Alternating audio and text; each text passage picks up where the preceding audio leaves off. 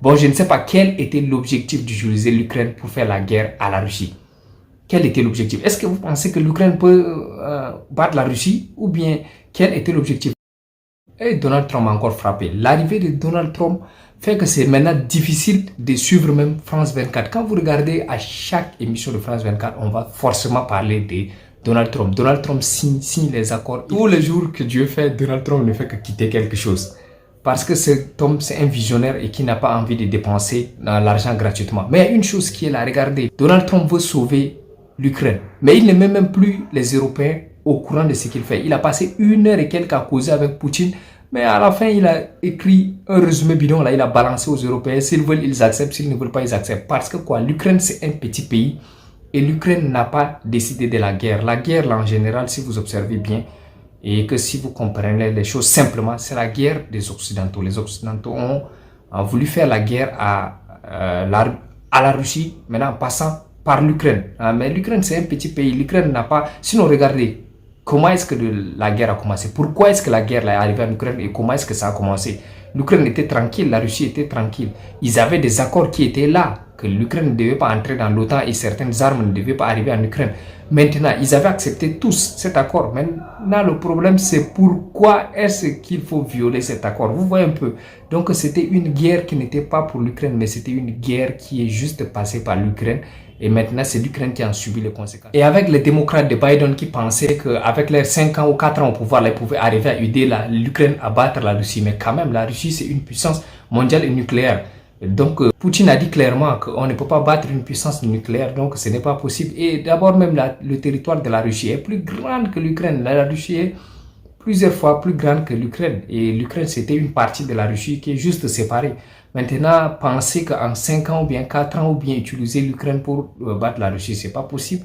Il faut au moins peut-être toute l'Europe avec une partie des États-Unis et en plus l'Ukraine aussi pour pouvoir peut-être arriver à bout de la Russie quand même. Vous savez, donc vous-même vous voyez les choses. Quand même une puissance quand même qui occupe une grande position, peut-être 4e ou 5e mondiale, mais vous ne pouvez pas, même peut-être 2e même, donc vous ne pouvez pas utiliser un petit pays comme ça pour pouvoir... Bon, je ne sais pas quel était l'objectif d'utiliser l'Ukraine pour faire la guerre à la Russie. Quel était l'objectif? Est-ce que vous pensez que l'Ukraine peut battre la Russie? Ou bien, quel était l'objectif? La question centrale, c'est quel était l'objectif de la guerre de l'Ukraine contre la Russie? L'Ukraine n'était pas en train de se défendre seulement. L'Ukraine a... Je veux dire, on peut même être d'accord que l'Ukraine était en train de se défendre. Mais vous savez, l'Ukraine a quelque part provoqué quand même. Ou bien vous n'acceptez pas aussi la vérité. Parce que quelque part, la Russie s'est sentie menacée et provoquée. C'est pourquoi elle a également attaqué. Donc, il faut vraiment que des fois, on fait la part des choses et on se dit la vérité. Les gens paniquent de partout. Et comme Donald Trump veut sauver l'Ukraine, veut l'aider, lui, il ne va pas par 4 chemins. Il va droit au but. Il ne demande même plus l'avis du président ukrainien Zelensky. Il lui dit juste ce qui va lui arriver. Il lui dit simplement ce qu'il faut qu'il fasse. Et il va directement causer avec la Russie. Mais c'est normal quand tu veux que quelqu'un te sauve et que tu es petit. C'est exactement la même chose qui arrive quand un grand vient défendre son petit frère. Il ne demande pas l'avis du petit ou il ne lui explique pas quelque chose. Il va droit, il fait ce qu'il veut et puis pour sauver le petit. Donc c'est un peu ce que Poutine et les États-Unis sont en train de faire à l'Ukraine. Maintenant, les Occidentaux, ils n'étaient pas préparés, ils ne sont pas prêts à faire une guerre contre la Russie. Pourquoi il faut commencer à initier quelque chose qu'on n'est pas prêt à aller jusqu'au bout ou bien qu'on n'est pas prêt à tenir? Donc là, vous voyez, même s'ils donnaient quelles armes aux Ukrainiens, il faut des personnes pour utiliser les armes. Les armes ne peuvent pas se lever toutes seules et aller se battre. Donc ça devient de plus en plus compliqué et l'Ukraine est en train de perdre plusieurs territoires. L'Ukraine a déjà perdu beaucoup de territoires et M. Poutine, lui, il est non négociable. Il n'est pas là pour discuter. Il a déjà dit même que les territoires perdus par l'Ukraine ne seront plus récupérés. Ça appartient à la Russie. Et non seulement ça, les mêmes accords qu'ils avaient signés là restent encore. Donc le grand perdant et celui qui perd tout, c'est toujours l'Ukraine. L'Ukraine va non seulement entrer dans l'OTAN, a perdu ses territoires, a perdu ses enfants. Donc il fallait que quelqu'un stoppe cette guerre. Maintenant, la personne qui peut stopper cette guerre, c'est un ami. Ça peut être que l'ami de Poutine qui est Donald Trump. Vous voyez bien, Donald Trump ne veut même plus dépenser 1 euro sur l'Ukraine parce que lui, son objectif, c'est d'arrêter très rapidement la guerre. Et il commence même à menacer l'Ukraine de lui rembourser tout ce que les États-Unis ont donné à l'Ukraine là. Donc ça commence à être même pas vraiment, commence même à se coincer un peu sur l'Ukraine. Et on ne sait pas, les Occidentaux sont divisés, non seulement ça divisé en 2 pôles, perdus eux-mêmes. Ils ne savent pas ce qu'ils ont initié eux-mêmes, ils ne savent même pas aller ensemble pour pouvoir tenir ou bien obtenir au moins quelque chose de bon. Ça, c'est pratiquement la même chose qui se passe en Afrique, où certains, on peut dire que dirigeants occidentaux viennent et prennent des décisions à la place des Africains. C'est la même chose qui se passe aujourd'hui quand vous voyez les États-Unis.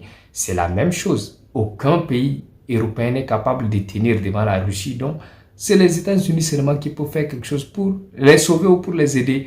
Et ça, ce n'est pas moi, c'est une analyse. Les choses qui sont claires et c'est visible. Regardez seulement les analyses sur France 24 et vous saurez qu'ils sont perdus.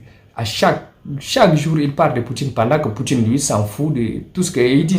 Et quand Donald Trump cause avec le président ukrainien Zelensky, il lui dit juste ce qui va lui arriver. Vous voyez, il lui dit simplement ce qui va lui arriver. Il ne lui dit même pas qu'est-ce qu'on va faire ensemble pour trouver des solutions ou quoi que ce soit. Non, il dit non, toi petit, tu sais, ça, c'est ça qui va t'arriver et il faut que tu acceptes parce que tu as déconné et tu as commencé quelque chose que tu ne peux pas tenir et que tu ne peux pas finir. Donc, il faut accepter ça comme ça et puis on passe à autre chose.